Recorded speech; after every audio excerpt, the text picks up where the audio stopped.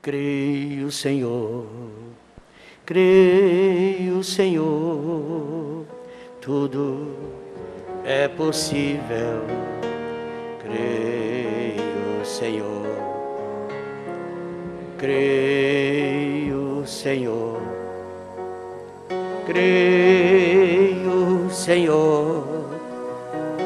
tudo é possível.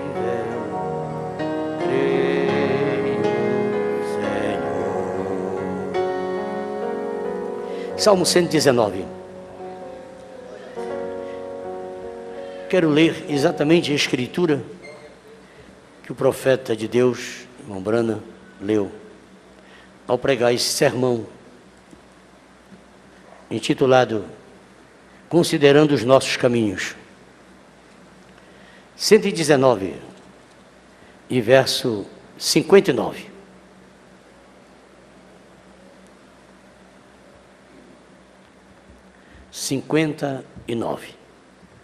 Bem no centro da Bíblia.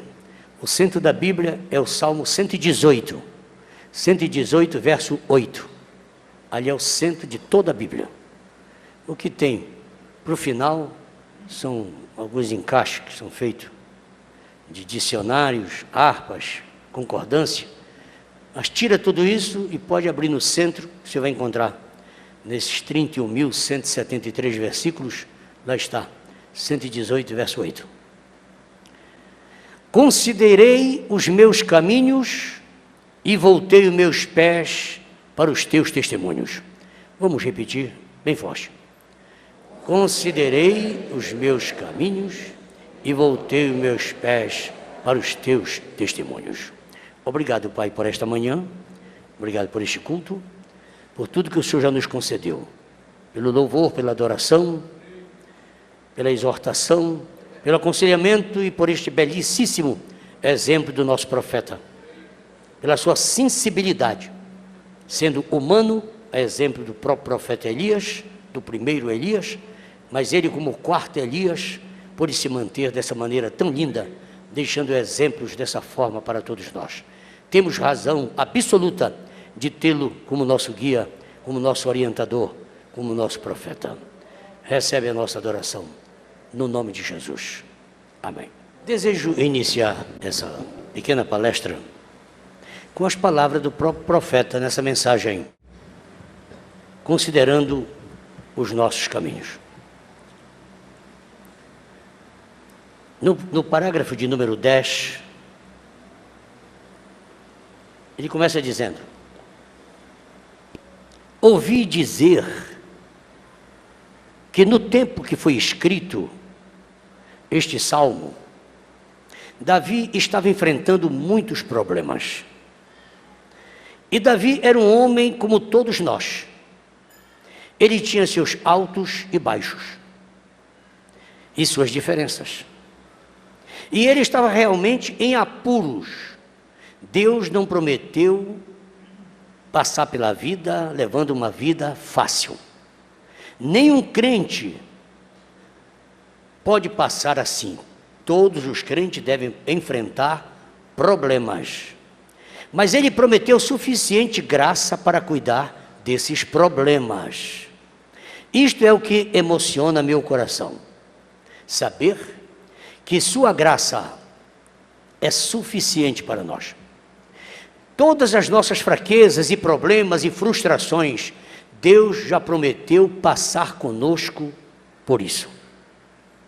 Isso é tudo que podemos. É tudo que podemos pedir a Ele, sabendo que Ele conhece o caminho. Como Josué disse a Israel: vocês não viajaram por este caminho antes. Nós não viajamos por ele. Então, Ele conhece o caminho e pode nos apontar o destino. Quando nós lemos Isaías 53, verso 12, nós percebemos ali que havia um caminho que nós deveríamos fazer, mas que Deus fez por nós. Era um caminho para baixo, quando Ele foi contado com os transgressores. Em vez de nós sermos contados com os transgressores, naquele dia no Calvário, Ele foi contado por nós. Todas as vezes que era nomeado um nome, porque quando Ele tomou o livro da redenção, Ele está agora no Calvário, E ali no Calvário foi determinado a relação dos elegidos. Nós fomos eleitos antes da fundação do mundo. Mas no Calvário foi feita a determinação, porque ia começar as eras. Então foi determinado ali no Calvário, através do livro que Jesus tinha na sua mão, que quem seria salvo na primeira era, quem seria salvo na segunda, na terceira, na quarta, na quinta. Ali ele já sabia todos que seriam. Por isso que o nosso nome está escrito no livro da vida do Cordeiro. Então Deus não se surpreende com quem chega, ou com aquele que nós nos surpreendemos quando se afasta da igreja. Não, os de Deus estão todos selecionados. Ele foi contado com os transgressores. Não importa que nós os vejamos como meros transgressores, mas Jesus vê como seus filhos. Quem é tu que julga o servo alheio? Para o seu próprio Senhor está em pé ou cai, mas poderoso é Deus para mantê-lo de pé. Nenhuma condenação há para os que estão em Cristo Jesus, que não andam segundo a carne, mas segundo o Espírito. Aos nossos olhos está perdido, mas aos olhos de Deus está salvo.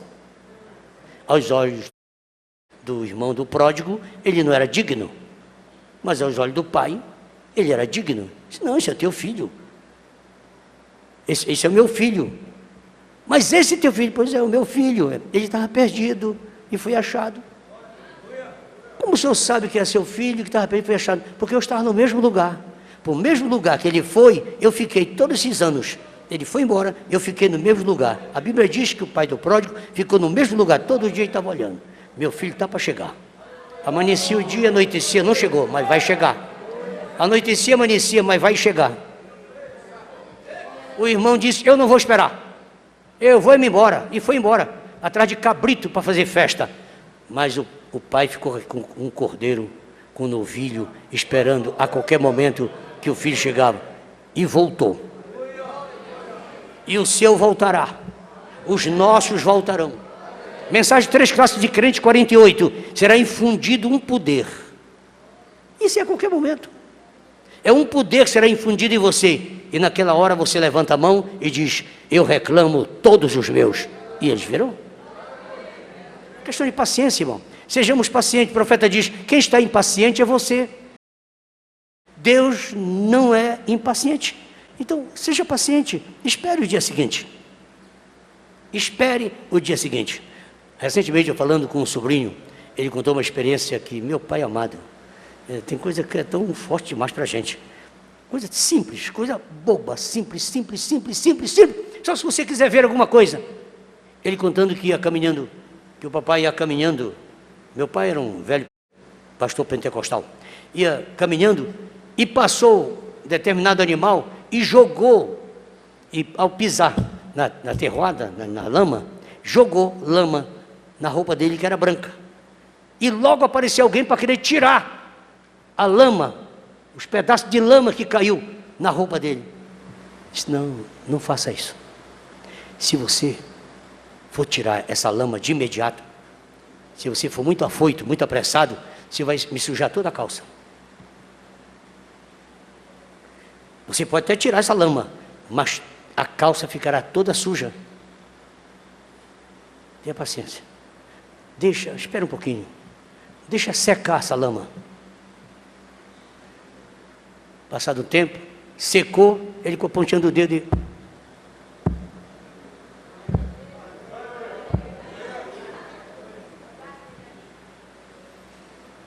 Em vez de estar batendo, querendo tirar aquela lama com cinturão, com palmatória, com gritos, faça assim no seu irmão, assim. Tire essa poeirazinha, só assim. Só uma coisinha, só para tirar isso aí. Se você vê algum irmão passando por dificuldade, cometendo algum erro, vá a ele adorando o Senhor. Quando você adora, você olha para a sua condição. Você percebe as suas limitações. Culpado no pouco, culpado no muito. Você não está fazendo aquilo que ela está fazendo, que ele está fazendo, mas você recorda que você já... Então não tente ficar esfregando. Tenha um pouco de paciência, um pouco de meiguice, um pouquinho de amor. O irmão Bruno é tão cuidadoso que ele diz, prove ao companheiro que você é amigo dele, porque amigo coça a costa do outro irmão. Não bate. Tem gente que você bate, meu papa! Não, o amigo coça. Assim, só Tire só um cisquinho esse negócio, irmão. Ô irmão, ô meu irmão. Meu irmão, meu irmão.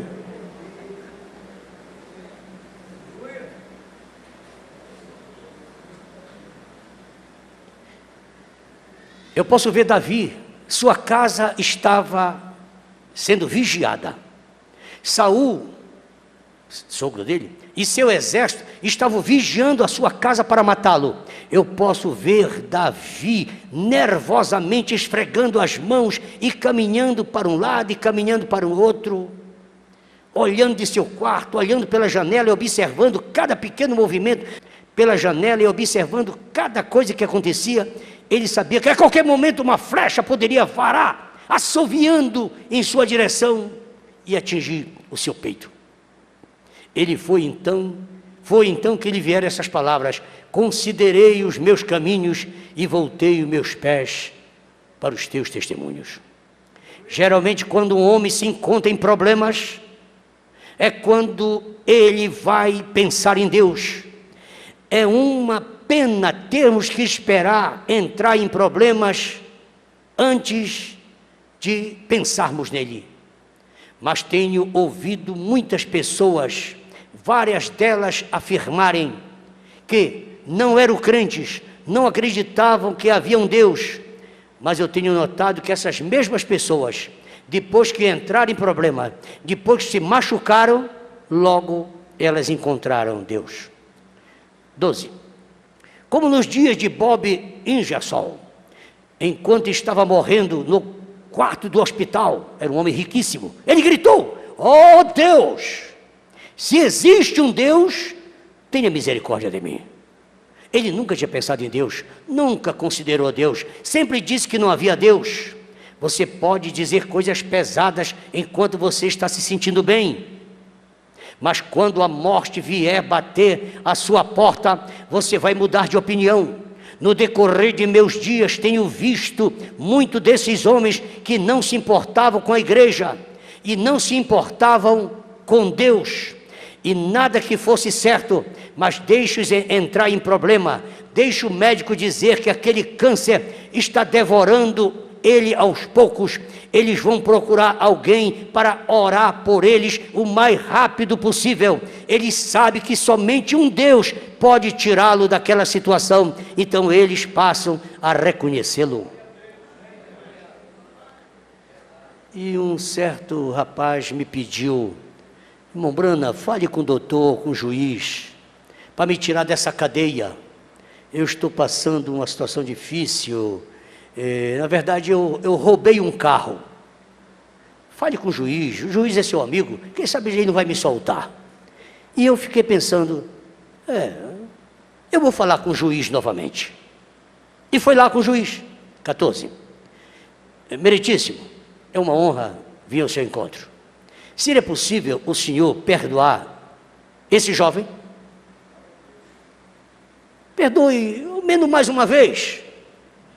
Ele me disse que, me falou tais coisas que tinha feito. Eu nunca esqueço o que aquele juiz me disse. O juiz olhou para mim, levantou-se da mesa e veio até onde eu estava e me tomou pela mão e me levou adiante. Colocou os braços sobre meus ombros e disse: Billy, esse rapaz roubou um carro. E aqui é o seguinte, Billy, cada pessoa que eu condeno à prisão quer logo se tornar um pregador. Quando ele diz para você que vai ser fiel membro da escola dominical, é porque ele está na cadeia. Billy, perdoar é possível, mas ele não vai querer mudar, porque logo depois ele volta, quando na liberdade, praticar essas coisas. Billy, essas coisas acontecem é porque eles estão em dificuldade. O homem procura a Deus quando está em dificuldade. 15. Israel, diz o irmão Branham, quando estava em apuros, então eles buscavam a Deus. Quando os filisteus vinham sobre eles, E quando os exércitos da Síria se acampavam ao redor deles, então eles voltaram e pegaram a arca da aliança, e traziam e cantavam hinos, e ofereciam sacrifícios. Mas então, quando Deus os abençoava, e as suas necessidades eram todas supridas, então, como o porco volta para o lamaçal, e o cão volta ao seu vômito, da mesma forma eles procediam. Porque parece que a tendência dos seres humanos tem de ser empurrados para algo, terem que ser até empurrados para adorar a Deus. Parágrafo 36.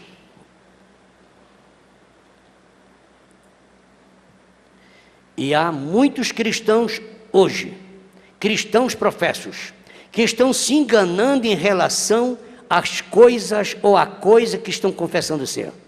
A morte virá rastejando pela porta num desses dias. Você irá considerar os seus caminhos então, como Jacó considerou os seus caminhos. Ele permaneceu do outro lado do rio e orou durante a noite toda. E se os cristãos considerassem seus caminhos e se dirigissem à oração e ao arrependimento, seria diferente. O mundo seria diferente, a igreja seria diferente, o povo seria diferente. 37. Foi Moisés descendo num velho caminho, conhecido numa manhã, quando ele começou a considerar seus caminhos. Deus o tinha chamado para ser o libertador de Israel. O que ele fez? Foi pelo seu próprio caminho, e em vez de tomar o caminho de Deus, matou um homem. E quando ele estava considerando os seus caminhos, e que fracasso ele tinha sido, e vivendo em luxúria, tinha trocado o ministério do Senhor por um trabalho de pastor de ovelhas, por um trabalho material. Sem dúvida que, em algum lugar, essas ondas de rádio, eu diria, essa transmissão da internet, está chegando agora além desse edifício. E nesta hora, eu estou pregando para muitos homens e mulheres que Deus chamou para o ministério, e que pegaram um caminho mais fácil, o caminho dos negócios, porque tinha mais dinheiro nele. Você está pastoreando ovelhas, quando você deveria estar pregando o evangelho. É tão fácil pegar o caminho da luxúria. Mas, enquanto Moisés estava considerando os seus caminhos, uma sarça ardente lhe apareceu no caminho.